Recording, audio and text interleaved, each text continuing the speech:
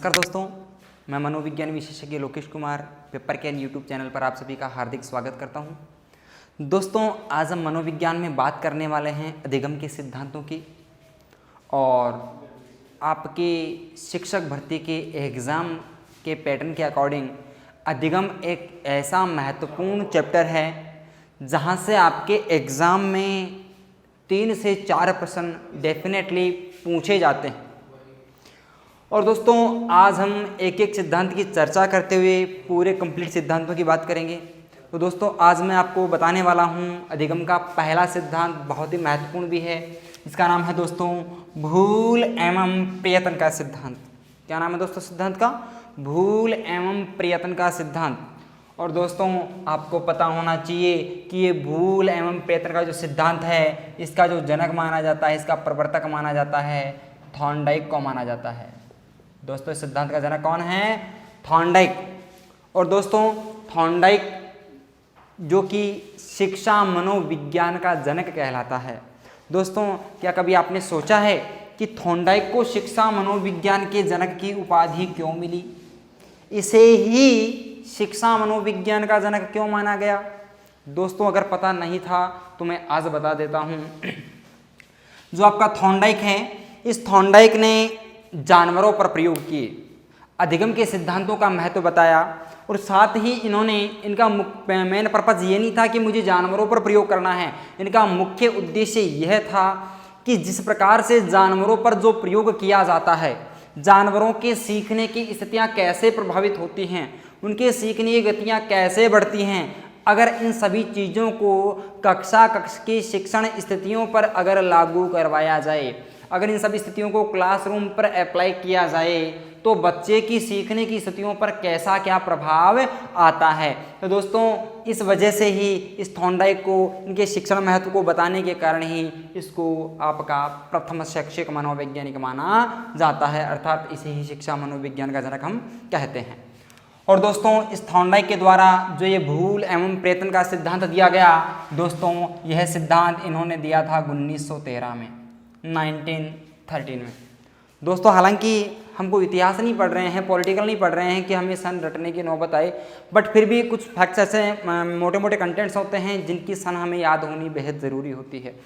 तो दोस्तों, थॉर्नडाइक ने 1913 में सिद्धांत दिया अधिगम का, जिसका नाम था भूल एवं प्रयत्न का सिद्धांत। और दोस्तों, बात ये आती है कि थॉर्नडाइक ने जो सिद्धांत दिया, इस सिद्धांत में इन्होंने जो प्रयोग किया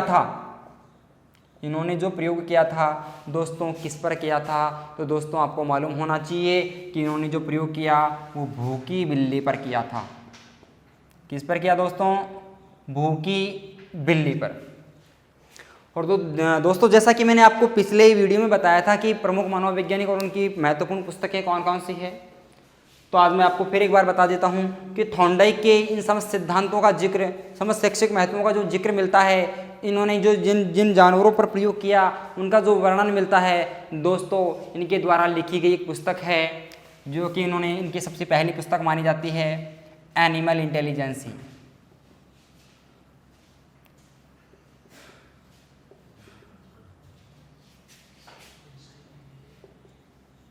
एनिमल इंटेलिजेंसी। और दोस्तों, इनके अलावा इनकी एक और बड़ी महत्वपूर्ण पुस्तक है जिसका नाम है एजुकेशनल साइकोलॉजी। Education psychology.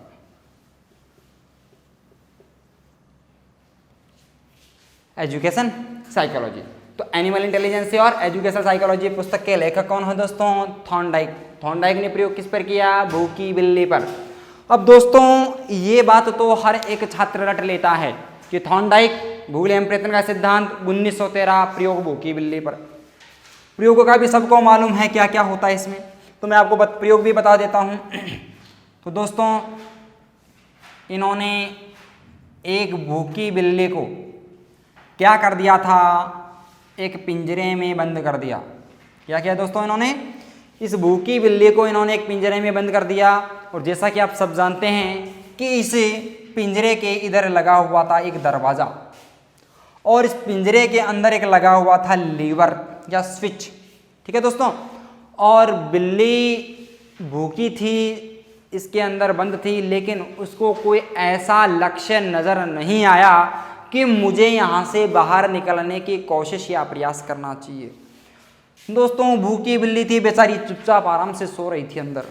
बोले यार मुझे कोई उद्देश्य नज़र ही नहीं आ रहा, मैं बाहर जा कर के भी क्या करूँगी, मरना है तो अंदर ही मर जाऊँगी, ऐसा सोच करके पिंजरे के अंदर बैठी रही। कुछ देर के बाद में थॉर्नडाइक उस बिल्ली के पिंजरे के बाहर लाकर के एक उद्दीपक रख देता है। क्या रखता है दोस्तों? उद्दीपक। अब आप लोग सोचेंगे उद्दीपक क्या होता है। देखिए दोस्तों, उद्दीपक को इंग्लिश में कहा जाता है स्टिमुलस। उद्दीपक को इंग्लिश में क्या कहा जाता है दोस्तों? स्टिमुलस। परिवेश की वह वस्तु व्यक्ति जिसे प्राप्त करने के लिए कार्य करता है। परिवेश की वह वस्तु व्यक्ति जिसे प्राप्त करने के लिए कार्य करता है उद्दीपक कहलाती है। और उद्दीपक ही एक ऐसी चीज होती है, एक ऐसा माध्यम होता है जिसके लिए बालक कार्य करता है, कोई भी प्राणी, कोई भी जीव कार्य करता है। अगर उद्दीपक स्टिमुलस अगर इंसान के सामने नहीं हो तो शायद इस धरती का कोई भी व्यक्ति कोई भी काम नहीं करेगा। अगर आप लोग भी आज ये वीडियो देख रहे हैं, इस वीडियो को समझने की कोशिश कर रहे हैं, इसका मतलब आप भी अपने उस उद्दीपक की प्राप्ति करने के लिए, जी हाँ, और आपका एट प्रेजेंट अभी उद्दीपक क्या है, आपके सामने वो लक्ष्य, आपकी मंजिल क्या है, आपकी नौकरी, आपका वो जो शिक्षक भर्ती की सीट है, जिस स्कूल में जा करके आप नौकरी लगने के बाद जिस तनख्वाह के आप सपने देख रहे हो, वो आपका लक्ष्य है, आपका उद्दीपक है, आपकी मंजिल है। तो दोस्तों ये उद्दीपक है जो कि इस बिल्ली के सामने रखा गया, पिंजरे के बाहर जैसे ही रखा। लेकिन साहब अब ये उद्दीपक तो आया, लेकिन साहब आखिरकार वो उद्दीपक था क्या? अब देखिए दोस्तों, ये था मांस का टुकड़ा। मांस का टुकड़ा दोस्तों आपको बाजार में मिलने वाली हर एक पुस्तक में यही लिखा मिलेगा कि साहब मांस का टुकड़ा था। लेकिन दोस्तों इस मांस के टुकड़े की धज्जियां आरपीएससी के एग्जाम में एक बार उड़ाई गई, क्योंकि एक बार प्रश्न क्या पूछा गया कि निम्नलिखित में से कौन सा उद्दीपक थॉर्नडाइक ने बिल्ली के सामने रखा था। अब आप लोग ऑप्शन सुनिए। पहला ऑप्शन इसमें था मांस का टुकड़ा, दूसरा ऑप्शन था रोटी, तीसरा ऑप्शन था ब्रेड और चौथा ऑप्शन था मछली। मांस का टुकड़ा, रोटी, ब्रेड और मछली।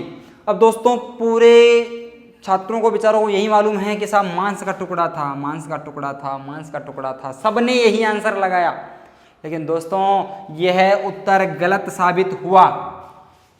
भाई बात तो सही है तुम्हारी कि मांस का टुकड़ा तो था, लेकिन आखिरकार वो था किसका? भैया वो मछली का मांस था। इसलिए ध्यान रखें, अगर ऐसी सिचुएशन, ऐसा आपका प्रश्न दोबारा अगर आता है, ऐसे ऑप्शंस अगर आपके सामने रिपीट होते हैं, तो ऐसे कंडीशन में आप मांस का टुकड़ा हालांकि सही है, लेकिन ये मांस का टुकड़ा तब सही होगा जब मछली ऑप्शन में नहीं होगा। मांस का टुकड़ा, मछली दोनों ऑप्शन में है, इसका मतलब आपका राइट आंसर क्या होगा? मछली। और आरपीएससी के द्वारा भी इसका मछली ही राइट आंसर माना गया है। तो दोस्तों ध्यान में रहेगा आपको कि उद्दीपक के रूप में क्या रखा गया? मांस का टुकड़ा या मछली। अगर मछली या मांस का टुकड़ा दोनों में से या तो कोई एक ही ऑप्शन आएगा। अगर दोनों आते हैं तो दोस्तों ध्यान रखेंगे मछली आपको करना है। मांस का टुकड़ा या मछली। अब दोस्तों जैसा कि आप जानते हैं कि ये उद्दीपक बिल्ली का फेवरेट वाला था, इसका स्वादिष्ट, इसका बड़ा टेस्टी वाला भोजन था। बिल्ली कैसे रह पाती? बिल्ली से रहा नहीं गया और बिल्ली ने इसको पाने के लिए, इसको झपटने के लिए, इसको खाने के लिए उछल कूद करना शुरू कर दिया भैया। और बिल्ली खूब उछलती है, खूब उछलती है और उछलते उछलते इस लीवर पर बिल्ली का पाँव लग जाता है। और जैसे ही बिल्ली का पाँव लगा, दरवाज़ा खुला, झट से बिल्ली बाहर निकलती है, अपने उद्दीपक को खा लेती है। और दोस्तों एक बार, दो बार, 3 बार, 5 बार, 7 बार, 15 बार, 20 बार बिल्ली के साथ ये क्रिया बार बार लगातार दोहराई गई। और एक दिन बिल्ली को सारा खेल समझ में आ गया। बिल्ली को जैसे ही पिंजरे में बंद किया जाता, बाहर उद्दीपक मांस का टुकड़ा रखा जाता, बिल्ली 1 सेकंड भी नहीं लगाती, एक झटके में दरवाजा खोल करके बाहर निकलना सीख गई। लेकिन दोस्तों आखिरकार इस बिल्ली ने सीखा कैसे? इस बिल्ली ने सीखा कैसे? इसने जैसे भी सीखा, इसके सीखने का महत्व इस पर कैसे अप्लाई होता है और हमारा मुख्य उद्देश्य ये नहीं कि साहब बिल्ली को हमने सिखा दिया भोजन को प्राप्त करना, मांस के टुकड़े को खाना सिखा दिया। दोस्तों ये अपना उद्देश्य नहीं है, अपना पर्पज है कि ये सिद्धांत जैसे बिल्ली पर अप्लाई होता है, बिल्ली जैसे सीख करके अपने लक्ष्य उस मंजिल तक पहुंच जाती है, वैसे ही एक छात्र भी कैसे सीख करके अपने उस लक्ष्य अपनी उस मंजिल तक पहुंचे।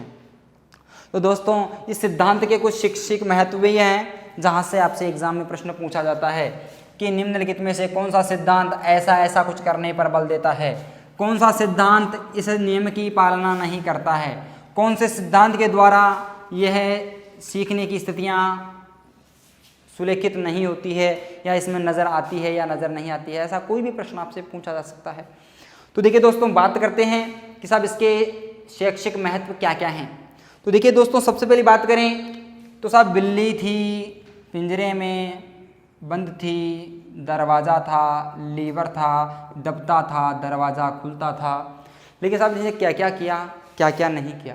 तो देखिए बात करते हैं, तो इसे बिल्ली ने क्या एक बार में ही ये क्रिया करके सारा कार्यक्रम सीख लिया था क्या? नहीं, बिल्ली को एक प्रतिक्रिया नहीं बहुत सारी प्रतिक्रियाएं करनी पड़ी थी। क्या करनी पड़ी दोस्तों? बहुत सारी प्रतिक्रियाएं करनी पड़ी थी, और बहुत सारी प्रतिक्रियाएं करते करते ही यह अंत में एक दिन दरवाज़ा खोलना सीख गई। तो एक क्रिया, इसका सीखना एक क्रिया का परिणाम है या बहुत सारी क्रियाओं का? बहुत सारी क्रियाओं का। अब आप लोग ये एक चीज़ आपको मैं और बता देता हूँ, क्या आप लोग सोच रहे होंगे गुरुजी आप प्रतिक्रिया का नाम ले रहे हैं, हमें तो किताबों में अनुक्रिया शब्द भी मिल जाता है, आखिरकार ये झमेला क्या है? ये किसी नियम के साथ अच्छे अच्छे ज्ञानी विद्वान लोग कहीं प्रतिक्रिया, कहीं मर्जी आया वहाँ अनुक्रिया चिपका देते हैं। अरे कोई खास रीज़न तो होगा जहाँ पर प्रतिक्रिया शब्द ही यूज होना चाहिए या कहीं पर अनुक्रिया शब्द ही यूज होना चाहिए। मुझे तो कभी कभार ताज्जुब होता है कि यार जो बहुत बड़ा अपने आप को विद्वान कहता है वो भी ऐसी गलतियाँ बार बार कर रहा है, और आपके मार्केट की बिकने वाली उन हजारों पुस्तकों में भी ऐसी ही गलतियां भरपूर देखने को मिलती है। लेकिन दोस्तों आज आपका वो बहुत बड़ा जो कन्फ्यूज़न है कि साहब आखिरकार कौन से नियम में प्रतिक्रिया और कौन से नियम में अनुक्रिया शब्द को यूज किया जाए, तो आज आपका मैं परमानेंटली सॉल्यूशन कर देता हूं। देखिए दोस्तों प्रतिक्रिया शब्द आपको वहां पर यूज लेना है जिस अधिगम के सिद्धांत में उद्दीपक वास्तविक रूप से सामने उपस्थित हो। समझ रहे दोस्तों मेरी बात को, कि प्रतिक्रिया शब्द को आपको सिद्धांत के साथ में ही काम में लेना है जिस सिद्धांत में उद्दीपक वास्तविक रूप से सामने उपस्थित हो।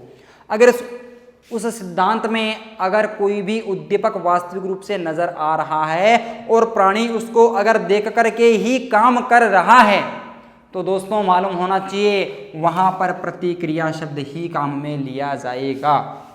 और दोस्तों कभी कभार ऐसा भी होता है कि हम हमारे सारे काम करते हैं लेकिन ओरिजिनली वास्तविक रूप से वह चीज़ हमारे सामने उपस्थित नहीं होती है। जैसा कि आपकी अभी नौकरी, आपकी 3rd ग्रेड की सीट, आपकी 2nd ग्रेड की सीट, आपकी 1st ग्रेड की सीट, या किसी भी भर्ती का जो आप जो एग्ज़ाम दे रहे हैं जिसके लिए आप तैयारी कर रहे हैं, भैया तैयारी क्यों कर रहे हो? अपने लक्ष्य अपनी उस मंजिल को पाने के लिए। लेकिन आपकी लक्ष्य आपकी मंजिल आपको कहीं सामने नज़र आ रही है कि साहब ये रही और मुझे काम करते ही प्राप्त हो जाएगी? नहीं नज़र आ रही है। इसका मतलब जिस सिद्धांत में ऐसी स्थितियां हों ये होती है आपकी अनुक्रिया। तो दोस्तों आपको ध्यान होना चाहिए जो उद्दीपक सामने नज़र आएगा वो होता है स्वाभाविक उद्दीपक। जो उद्दीपक हमें हमारी आंखों से वास्तविक रूप से परफेक्टली सामने दिखे वो उद्दीपक कौन सा? स्वाभाविक उद्दीपक। और स्वाभाविक उद्दीपक के प्रति होने वाली क्रिया को प्रतिक्रिया कहेंगे। और ये होता है एक दूसरा कौन सा? अस्वाभाविक उद्दीपक। कौन सा दोस्तों? अस्वाभाविक। और अस्वाभाविक उद्दीपक वह होता है कि जो कि वास्तविक रूप से हमारी आंखों के सामने उपस्थित नहीं होता है, जिसकी हम केवल कोरी अपने माइंड के अंदर केवल कल्पना करते हैं, जिसके बारे में केवल सोच विचार करते हैं कि साहब अगर मैं ऐसा ऐसा कुछ करूं तो शायद मुझे ये चीज़ें प्राप्त हो जाएगी, मुझे मिल जाएगी, लेकिन सामने तो नहीं है ना। तो वो उद्दीपक जो हमारी केवल कल्पना में है, हमारे विचारों में है, वो है अस्वाभाविक उद्दीपक। और हम उसके लिए जो क्रिया कर रहे हैं इसको पाने के लिए वो क्रिया क्या कहलाएगी? आपकी अनुक्रिया। समझ में आ गई बात दोस्तों? और दोस्तों ये वाला प्रश्न भी आपके सेकंड ग्रेड भर्ती में आरपीएससी के द्वारा पूछा जा चुका है कि स्वाभाविक उद्दीपक के प्रति होने वाली क्रिया को प्रतिक्रिया कहा जाता है। दोस्तों क्या कहते हैं? प्रतिक्रिया।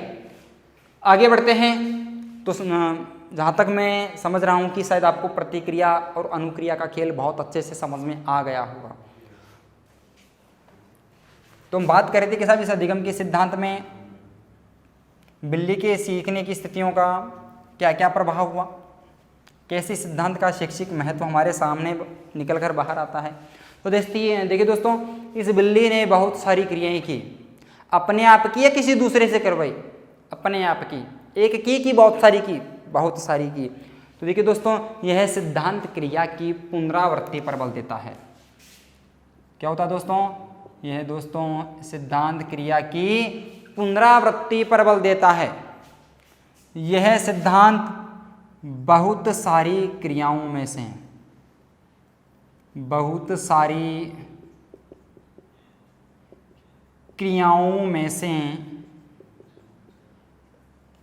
एक क्रिया के चयन पर बल देता है।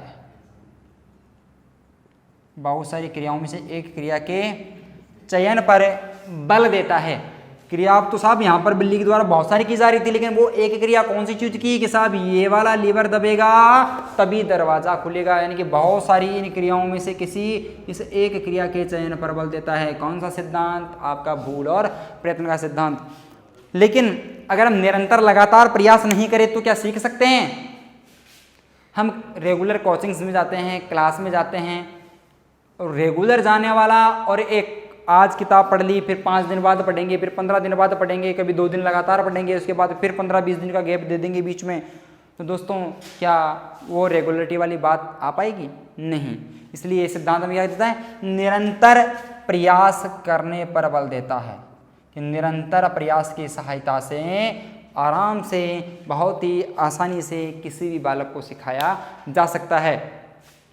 और क्रिया की पुनरावृत्ति करवा रहा है सिद्धांत, बहुत सारी क्रियाओं में से एक क्रिया का चयन करवा रहा है और निरंतर प्रयास पर ये बल दे रहा है। लेकिन बालक कोशिशें बहुत सारी कर रहा है, उसको निराशा हाथ लगती है कि यार दरवाज़ा खुल नहीं रहा, मैं बहुत सारी पुस्तकें पढ़ूं और याद नहीं हो, तो क्या करेंगे? यार याद नहीं हो रही। लेकिन जब याद बार बार लगातार अभ्यास प्रयास निरंतर करते रहें तो वो याद हो जाती है। तो उन निराशाओं के बीच में से क्या आती है दोस्तों? आशा निकल करके आती है। तो यह सिद्धांत हमारे किस पर बल देता है? निराशा में आशा लाने पर बल देता है। निराशा में आशा। तो ठीक है दोस्तों। और देखिए आगे बात करें तो आत्मविश्वास बढ़ता है इससे। इस तरीके से सीखने पर बालक में क्या आता है? आत्मविश्वास आता है। और आत्मविश्वास के साथ में आत्मनिर्भरता भी आती है। आत्मविश्वास और आत्मनिर्भरता। आत्मविश्वास और आत्मनिर्भरता सिखाने वाला सिद्धांत कौन सा है? फूल एवं प्रयत्न का सिद्धांत। और दोस्तों एक और प्रश्न आपसे एग्जाम में पूछा जा सकता है कि छोटे बालकों को सिखाने के लिए और आपके जो मंद गति से सीखने वाले बालक हैं उनको सिखाने के लिए अधिगम का कौन सा सिद्धांत? तो दोस्तों इस बात का भी विशेष ध्यान रखेंगे कि छोटे बालक और मंद गति से सीखने वाले बालकों के लिए भी यह सिद्धांत विशेष उपयोगी सिद्ध होता है। ठीक है दोस्तों। तो ये तो कुछ इसके शैक्षिक महत्व है कि साहब ये बहुत सारी क्रियाओं में से क्रिया के चयन पर बल देता है। यह सिद्धांत असफलता में भी सफलता खोजने पर, बहुत सारी असफलताओं के बीच में से हमें सफलता खोजने पर बल देता है। ये हमें हमारी गलतियों से, हमारे पुराने अनुभव हैं उनसे लाभ उठाने पर बल देता है। ये निरंतर प्रयास पर बल देता है, पुनरावृत्ति पर बल देता है, और आत्मविश्वास और आत्मनिर्भरता इस सिद्धांत की सहायता से आती है। छोटे बालक और मंद गति से सीखने वाले बालकों को भी इस सिद्धांत की सहायता से, पुनरावृत्ति की सहायता से उनको आसानी से सिखाया जा सकता है। ठीक है दोस्तों। इसके बाद बात आ जाती है इस सिद्धांत के अन्य नामों की। और दोस्तों जनरली आपके पिछले जितने भी आपके एग्जाम्स हुए हैं उन एग्जाम्स में यहाँ से लगभग एक प्रश्न हर बार आता रहा है। मैं ये नहीं कह रहा कि आपका जो क्वेश्चंस है आपका इसी सिद्धांत में आ जाएगी। लेकिन जितने भी अधिगम के सिद्धांत हैं सबकी अपन चर्चा करेंगे। तो जो भी अधिगम के जितने भी सिद्धांत हम पढ़ेंगे, हर एक सिद्धांत के बहुत सारे नाम हैं। किसी के 5 हैं, किसी के 4 हैं, किसी के 8 हैं, किसी के 10 भी हैं, किसी के इससे ज़्यादा भी मिलेंगे। तो दोस्तों हमें बात करनी है कि इसके सिद्धांत के अन्य नाम कौन कौन से हैं। तो आपसे उसका जनक पूछ लेता है। जैसे आपसे पूछ लें कि साहब बॉन्ड थ्योरी सिद्धांत का जनक कौन है, बॉन्ड थ्योरी सिद्धांत का जनक कौन है। अब दोस्तों हमने तो कभी सुना ही नहीं था बॉन्ड थ्योरी कौन सी है। तो दोस्तों घबराने की आवश्यकता नहीं है। बॉन्ड थ्योरी, और बॉन्ड को बोलते हैं बंद, अधिगम का बंद सिद्धांत बॉन्ड थ्योरी, और इसका जनक कौन होगा आपका थॉर्नडाइक। तो ऐसे प्रश्न आपसे पूछ जाएंगे। तो देखिए हम बात करते हैं अधिगम के सिद्धांतों की, उनके अन्य नामों की। तो दोस्तों एक तो सबसे बड़ा आपके माइंड में अब ये बहुत बड़ा लोड, बहुत बड़ा भार स्टार्ट हो गया होगा कि सब इसके अन्य नाम याद कैसे करें। तो दोस्तों अन्य नाम किसी आम के पेड़ की तरह लटके हुए नहीं है कि साहब जड़ से पेड़ के आम पका, हमने तोड़ा और खा लिया, साहब याद हो गया, हमारा पेट भर गया। ऐसा कुछ नहीं है। जैसा इस सिद्धांत में प्रयोग किया गया, बिल्ली को बंद पिंजरे में जैसे जैसे एक्टिविटीज करवाई गई, बिल्ली ने जिस प्रकार से जिस भांति से सीखा, उन समस्त स्थितियों के आधार पर ही इसके अन्य नाम तैयार होते हैं। तो दोस्तों हम बात करते हैं इस सिद्धांत के अन्य नामों के, इस सिद्धांत के अन्य नाम। देखिए दोस्तों बात करते हैं सबसे पहले, ये लीवर था, सॉरी ये दरवाजा था, ये लीवर था, और इधर बाहर क्या रखा था दोस्तों, उद्दीपक। ठीक है दोस्तों, बिल्ली ने काम उद्दीपक को देखकर किया था कि बिना देखे किया था, देखकर किया था ना दोस्तों। तो हमें पता है कि उद्दीपक दिख रहा है, इसका मतलब कौन सा है, ये स्वाभाविक उद्दीपक है। और हमें मालूम है कि स्वाभाविक उद्दीपक के प्रति कौन सी क्रिया होती है, प्रतिक्रिया होती है। इसलिए दोस्तों इस सिद्धांत को कहा जाता है उद्दीपक प्रतिक्रिया का सिद्धांत, उद्दीपक प्रतिक्रिया का सिद्धांत। दोस्तों इसके आगे हम बात करते हैं, बिल्ली ने प्रयास एक किए थे कि बहुत सारे किए थे, बिल्ली ने प्रयास बहुत सारे किए थे, खूब सारे प्रयास किए थे। और इसके द्वारा किए गए प्रयासों को हम प्रतिक्रिया का नाम दें, अनुक्रिया का, प्रतिक्रिया का, क्योंकि उद्दीपक स्वाभाविक है। दोस्तों इस वजह से इसको क्या नाम देंगे, बहु प्रतिक्रिया का सिद्धांत, बहु प्रतिक्रिया का सिद्धांत। और दोस्तों बिल्ली ने प्रयास एक किया कि खूब सारे किए, खूब सारे किए, बहु प्रतिक्रिया की। लेकिन क्या इसको एक बार में ही दरवाजा खोलना आ गया था क्या, नहीं। यानी कि बिल्ली प्रयास तो कर रही थी, लेकिन इससे बार बार त्रुटियां, बार बार गलतियां भी हो रही थी। इसलिए दोस्तों ध्यान रखें, इसी सिद्धांत को एक और नाम दिया जाता है प्रयास एवं त्रुटि का सिद्धांत, प्रयास एवं त्रुटि का सिद्धांत। आगे बात करते हैं, बिल्ली ने बहुत सारी कोशिशें की, प्रयास की, इसको न जाने कितनी बार असफलताएं मिली, लेकिन बिल्ली ने असफलताओं के बीच में भी क्या खोजा, सफलता को खोजा। इसलिए दोस्तों इसी सिद्धांत को कहा जाता है असफलता में सफलता का सिद्धांत, असफलता में सफलता का